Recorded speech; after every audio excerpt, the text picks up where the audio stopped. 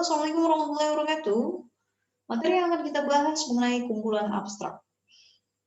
Kita bahas dulu tentang jenis pustaka, di mana ini adalah menjadi modal utama dalam pembuatan abstrak. Tentunya saya yakin bahwa kalian sudah mempelajari apa sih itu abstrak gitu ya.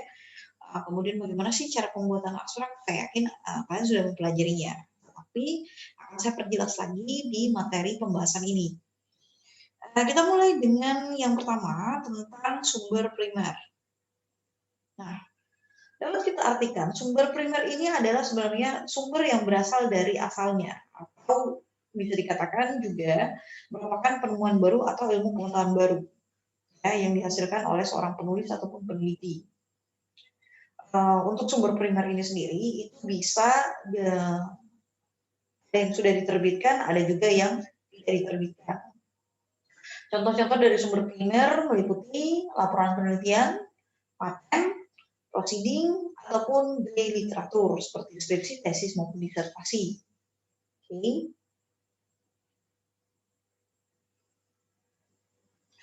Atau bisa juga berkas pribadi, berkas lembaga, bahkan buku harian atau lukisan, itu juga sebenarnya termasuk dalam kategori sumber primer. Nah, hanya saja tadi ada sumber primer yang diterbitkan, ada juga sumber primer yang tidak diterbitkan. Tetapi kalau dia memang sumbernya dari asli penulis atau penciptanya atau penelitinya, maka itu kategori sumber primer. Sekarang kita masuk dalam sumber sekunder atau secondary sources yang merupakan penilaian, ringkasan, atau bahkan kritikan terhadap suatu karya atau penelitian seseorang. Nah, informasi tentang sumber primer ini disusun secara sistematis supaya mudah untuk diakses. Contohnya seperti buku, jurnal, majalah, ulasan, esai, antologi, atau bahkan abstrak. Sedangkan jenis pustaka tersier ya ini memuat informasi berupa saringan ataupun rangkuman atau bahkan kumpulan dari sumber primer dan sekunder. Jadi yang termasuk dalam kategori sumber tersier adalah indeks, kumpulan abstrak, almanak, daftar bibliografi, ataupun juga katalog. Itu yang termasuk dalam kategori sumber tersier. Jadi, apa itu abstrak? Abstrak menggambarkan atau menjelaskan informasi dari suatu artikel tetapi tidak menyeluruh. Fungsinya sebagai gambaran untuk mempermudah kita, ya, untuk mempermudah kita, pemustaka, menemukan informasi yang dicari. Kalau kita simpulkan, maka abstrak ini sebenarnya merupakan informasi sekunder, sedangkan kumpulan abstrak itu masuk dalam kategori informasi tersier. Abstrak harus merujuk pada informasi primer, apakah itu skripsi, buku, dan lain sebagainya. Sedangkan abstrak merupakan miniatur dari sumber primer. Abstraktor atau yang bertindak sebagai penyaji itu harus objektif. Oke? Nah, kegunaan abstrak di sini saya merangkumnya menjadi dua. Yang pertama adalah menghemat waktu pemustaka untuk mengetahui isi dari suatu bahan pustaka yang ingin dibacanya. Apakah memang benar-benar relevan antara judul dengan kebutuhan informasinya dan isinya tentunya. Oke. Yang kedua adalah memudahkan dalam memilih informasi yang diperlukan. Ya, agar kita tidak menghabiskan waktu yang banyak, kemudian membuang energi juga membaca sampai tuntas, tapi ternyata tidak relevan dengan kebutuhan kita, maka dengan abstrak ini akan sangat-sangat membantu ya untuk tentunya untuk memilih informasi yang diperlukan tadi. Tujuan dari abstrak itu sendiri itu adalah dapat dipakai sebagai pengganti dari artikel asli karena dia adalah bentuk miniaturnya. Yang kedua adalah sebagai salah satu alat kelengkapan dalam penelusuran. Tentu saja, jadi ketika kita menelusur tidak cukup hanya subjeknya saja atau mungkin judulnya saja, ya, ataupun mungkin pengarangnya, tapi kita juga perlu tahu deskripsi sedikit gitu ya, deskripsi atau gambaran ringkas dari buku yang kita cari. Ya,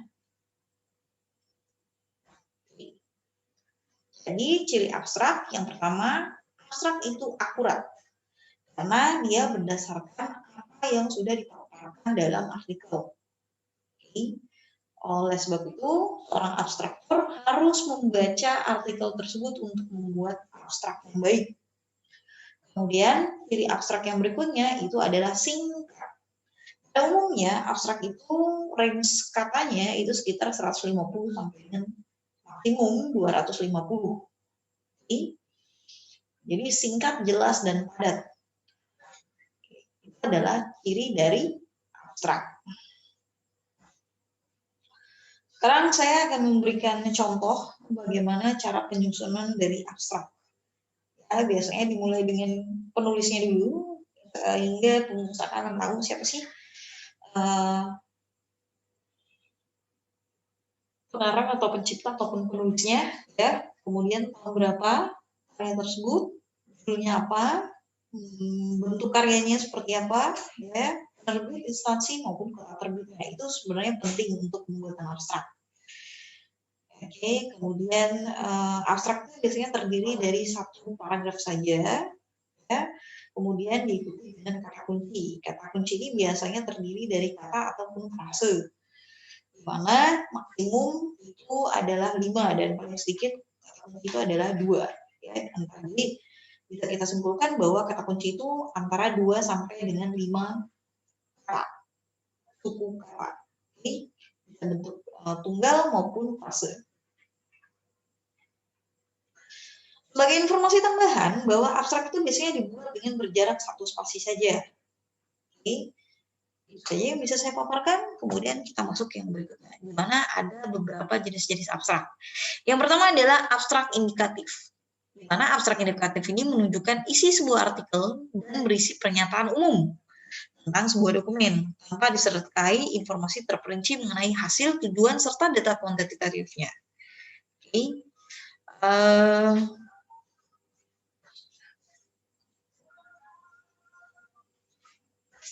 Jadi itu adalah tentang abstrak indikatif. Nah, isi dari artikel yang diungkapkan dengan cara memberikan suatu pertanyaan umum atau gambaran luas dari suatu artikel tersebut, kemudian menceritakan hal atau sebenarnya permasalahan apa sih yang dibahas dari artikel tersebut, gitu ya. Kemudian perlu juga dicantumkan tujuan, cakupan maupun metodologinya jika memang artikel tersebut memuat. Ya, kemudian biasanya untuk dokumen yang sifatnya diskusi atau tinjauan literatur atau mungkin proceeding dari konferensi dan esai itu juga bisa dibuat atau dibentuk dari abstrak indikatif. Kemudian banyaknya jumlah karakter kata pada abstrak ini itu range 100 sampai dengan 250 kata. Ini adalah contoh dari abstrak indikatif, ya, jangan lupa ada penulisnya, kemudian jangan lupa juga dengan jenis artikelnya. Ini untuk memudahkan para pembaca menganalisis bentuk dari bahan pustaka tersebut seperti apa, atau jenis bahan pustaka tersebut seperti apa. Oke, jangan lupa tentu selain kita memperhatikan identitas atau gambaran singkat dari buku tersebut, kita juga perlu tahu isi artikelnya apa. Itu akan lebih baik lagi, ya. Tapi memang masing-masing artikel itu, masing-masing abstrak itu beda-beda. Jadi tergantung dari penyajian artikelnya sendiri. Oke.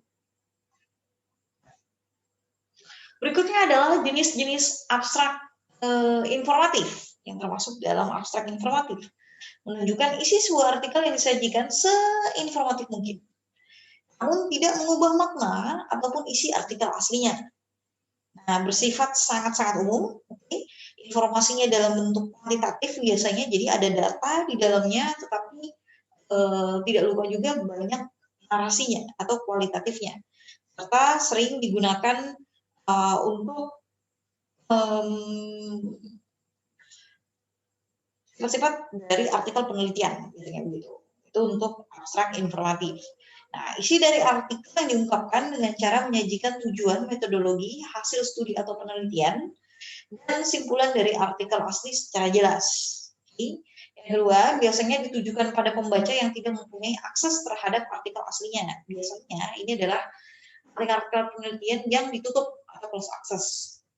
Ya, ini tergantung dari kebijakan perpustakaannya.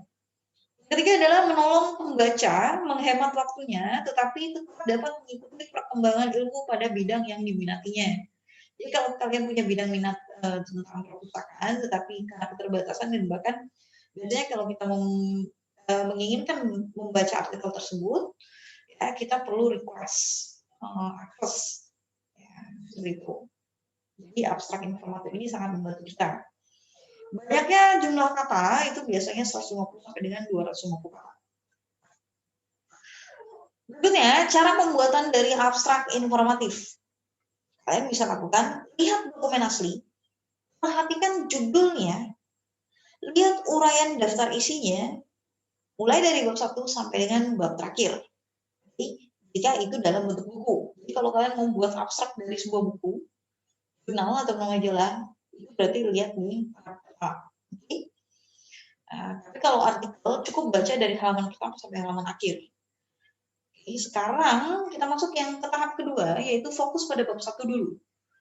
Cari tujuan atau studi penelitian atau bahkan metodologi yang digunakan. Oke. Tulis secara singkat, artinya semuanya itu perwakilan. Jadi tujuan dari penelitian ini apa sih? Permasalahan dari penelitian ini apa sih? Kemudian metode yang digunakan apa sih? Karena ini sangat membantu pembaca untuk menganalisis literatur yang akan dia baca. Yang ketiga adalah fokus ke bab yang menjelaskan hasil penelitian ditulis dengan singkat. Oke. Jadi kita ambil intisarinya saja, poin pentingnya saja. Tidak banyak, biasanya terdiri hanya 2-3 kalimat saja untuk menunjukkan hasil dari penelitian tersebut. Baru tahap yang terakhir adalah fokus ke bab akhirnya atau simpulannya. Tulis dengan singkat, utamakan simpulan yang paling penting. Oke. Jadi poinnya apa? Itulah dia simpulan. Ini adalah contoh dari abstrak informatif, ya. Tujuannya jelas, kemudian metodologinya juga jelas, gitu ya. Sampai dengan pada hasil akhirnya. Oke, jadi bisa diamati. Ini adalah contoh dari abstrak informatif. Ini sampel saja. Jadi kita bisa bahas berbagai macam judul ataupun juga subjek. Yang perlu kita tahu adalah bagaimana sih abstrak informatif. Tadi saya bilang datanya itu biasanya data kuantitatif sama kualitatif. Artinya ada yang namanya membuat fakta-fakta dalam bentuk angka-angka. Dan juga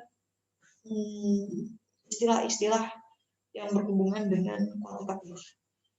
Kemudian tidak lupa juga dijelaskan secara naratif atau kualitatif. Berikutnya adalah abstrak ulasan atau evaluatif, di mana pengabstrakan tidak hanya menjelaskan isi dari artikel asli, tetapi mengevaluasi atau menilai, bahkan memberi pendapat dan dapat pula menganalisa kerjanya, bahkan cara penyajiannya juga. Ya, jadi ini cenderung memberikan komentar dari pembuat abstrak yang ahli dalam bidang tertentu. Itu untuk abstrak ulasan atau evaluatif. Kemudian ada juga abstrak pokok atau umum. Ditulis untuk menarik perhatian pembaca terhadap suatu artikel, ditulis dengan sederhana, dan tidak terlalu resmi. Artinya ada gambaran tidak lengkapnya. Abstrak ini lebih banyak ditulis oleh pengarang atau redaksi, biasanya. Kemudian yang terakhir adalah abstrak terarah atau selektif. Dalam abstrak ini, satu artikel dapat dibuat lebih dari satu abstrak, ya, yang ditujukan pada bidang-bidang tertentu. Ya, ini sama juga untuk mempermudah juga. Jadi kalau satu artikel, tapi kita bisa membuat versi-versi yang berbeda pada abstrak. Biasanya poin penting penekannya adalah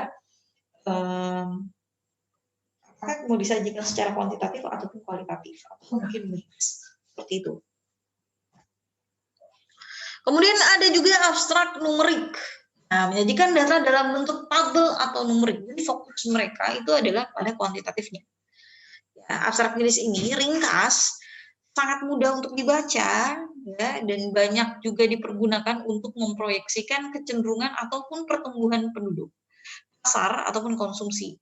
Nah, jadi ini berkaitan sekali dengan data-data ekonomi, ataupun sosial dan pemasaran. untuk pembuatan abstrak numeri. Karena mereka cukup aja melihat dari tabel grafik itu sendiri, itu sudah menggambarkan keseluruhan dari apa sih yang ingin disampaikan pada artikel tersebut ataupun buku tersebut. Kemudian ada juga abstrak informatif indikatif, di mana perpaduan abstrak informatif dan indikatif ini, sebagian dari abstrak itu ditulis dalam gaya informatif, sedangkan aspek artikel yang kurang penting ditulis dalam gaya indikatif. Jadi ada kombinasi di sini. Kemudian ada juga abstrak mini, abstrak yang memuatkan judul artikel yang diabstrak, tidak membuat analisis dengan penulisan yang sangat cepat. Jadi judul artikelnya sebagai alat pemberitahuan bagi pembacanya. Nah, untuk abstrak mini ini fokusnya pada judulnya. Jadi biasanya juga ulasannya juga tidak terlalu banyak. Yang penting bagaimana menggambarkan antara judul sama isi itu relevan sekali. Gitu ya. Kadang kan ada judul yang poin pentingnya, ada juga judul itu hanya makna tidak sebenarnya dari isi. Seperti itu.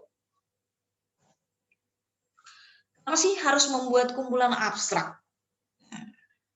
Yang pertama adalah karena mobilitas seseorang itu semakin tinggi, sehingga pustakawan dituntut menyediakan bacaan yang dapat dibaca dengan cepat.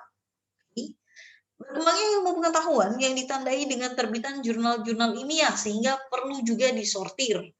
Sekarang apalagi dunianya digital ya, banyak sekali artikel yang bisa kita peroleh, kita dapatkan, tapi karena jutaan bahkan miliaran informasi ataupun jurnal dan artikel yang bisa kita peroleh dari internet, pustakawan berperan penting sekali ya untuk membantu para pemustaka menemukan informasi yang tepat, yaitu dengan cara pembuatan kumpulan abstrak ini, sehingga sudah dikelompokkan atau diklasifikasikan berdasarkan misalnya subjeknya, ataupun bisa juga berdasarkan analisis permasalahannya dan lain sebagainya. Itu tergantung pada kemampuan dari pustakawannya itu sendiri. Yang ketiga, koleksi lama yang digudangkan. Ini juga penting karena ada keterbatasan tempat ya, tempat penyimpanan di sebuah perpustakaan. Maka salah satu alternatifnya adalah dengan membuat kumpulan abstrak, sehingga kita tahu, oh ternyata pada tahun 1970 itu ada artikel penelitian judulnya A, kemudian hasil penelitiannya B, dan banyak pembahasan lainnya, seperti itu. Jadi kita bisa seperti menelusur jejak informasi bukan hanya pada masa sekarang, tapi masa yang telah lampau. Nah, di mana jika kita pertahankan dia secara fisik utuh, maka akan sangat menghambat dari perkembangan koleksi yang kita miliki. Tetapi ketika kita melakukan penyiangan terhadap koleksi lama, tetapi tetap mempertahankan informasinya, ya, isi informasinya, maka itu akan sangat bermanfaat buat membaca, ya, terutama dalam pengembangan ilmu pengetahuan dan untuk tujuan penelitian. Nah, jadi kumpulan abstrak ini sangat-sangat membantu.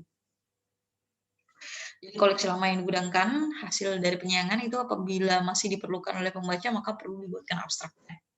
Dan yang terakhir adalah mensortir atau memilah dengan melihat data statistik pembaca untuk mengetahui informasi apa sih yang dibutuhkan. Jadi ya semacam riset pasar lah. Oke, mungkin itu saja yang bisa saya jelaskan mengenai kumpulan abstrak. Setelah ini silahkan gas untuk memperlancar bagaimana sih pembuatan kumpulan abstrak. Saya akhiri. Assalamualaikum warahmatullahi wabarakatuh.